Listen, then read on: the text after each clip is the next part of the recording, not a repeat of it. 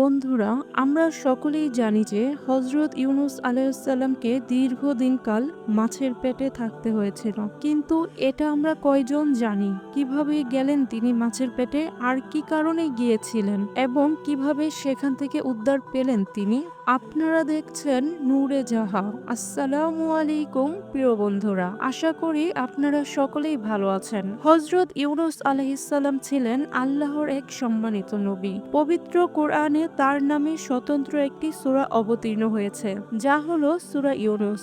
এছাড়াও আরো ৬টি সূরায় তার প্রসঙ্গ এসেছে। পৃথিবীতে মাত্র দুজন নবী মায়ের নামে পরিচিত হয়েছেন, এক হযরত ঈসা ইবনে মারিয়ম এবং হযরত ইউনূস ইবনে মাত্তা।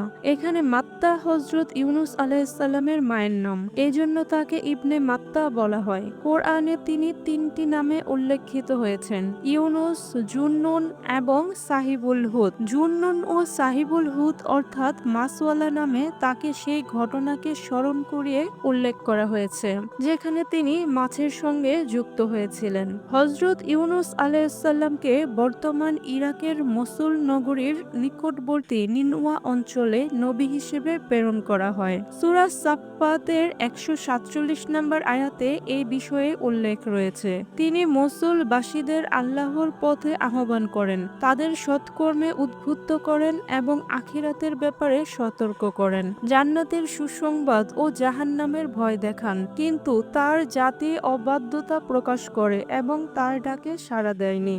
বহু সময় ধরে চেষ্টা করার পরেও জাতির অবাধ্য আচরণ দেখে হযরত ইউনূস আলাইহিসসালাম হতাশ হয়ে পড়েন। তিনি আল্লাহর নির্দেশের অপেক্ষা না করেই ঘোষণা দেন ৩ দিনের মধ্যে তাদের উপর আল্লাহর আযাব নেমে আসবে। এরপর তিনি নিজের এলাকা ছেড়ে চলে যান। যদিও আল্লাহর নির্দেশ ছাড়া স্থান ত্যাগ করা গুনাহ ছিল না, তবে এটি নবুয়তের শানের পরিপন্থী হওয়ায় আল্লাহর অপছন্দ হয়। আল্লাহ প্রিয় বান্দাদের সামান্য ভুলেও বড় শাস্তি দিয়ে শিক্ষা দেন। হযরত ইউনূস আলাইহিসসালামের স্থান ত্যাগের পর তার জাতি আল্লাহর আযাবের ভয়ে আতঙ্কিত হয়ে পড়ে। তারা সবাই মিলে আল্লাহর কাছে ক্ষমা চায় এবং খাঁটি তওবা করে। লোকালয় ছেড়ে বন জঙ্গলে আশ্রয় নিয়ে কায় মনোবাক্যে আল্লাহর রহমত প্রার্থনা করে। তাদের তওবা আল্লাহ কবুল করেন এবং আযাব তুলে নেন।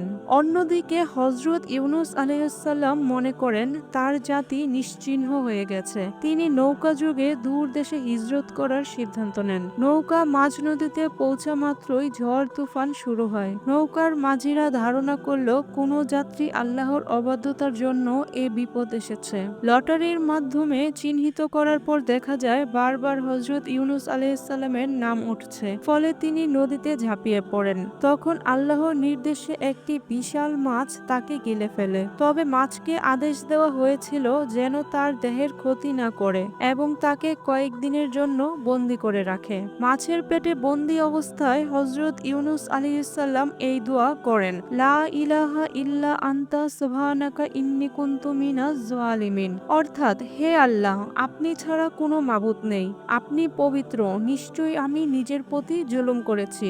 এই দোয়ার বরকতে আল্লাহ তাকে মুক্তি দেন। কোরআনে উল্লেখ আছে, যদি তিনি তাসবিহ না পড়তেন তবে তাকে কিয়ামত পর্যন্ত মাছের পেটে থাকতে হতো। সূরা সাফফাত আয়াত নাম্বার ১৪৩ ও ১৪৪।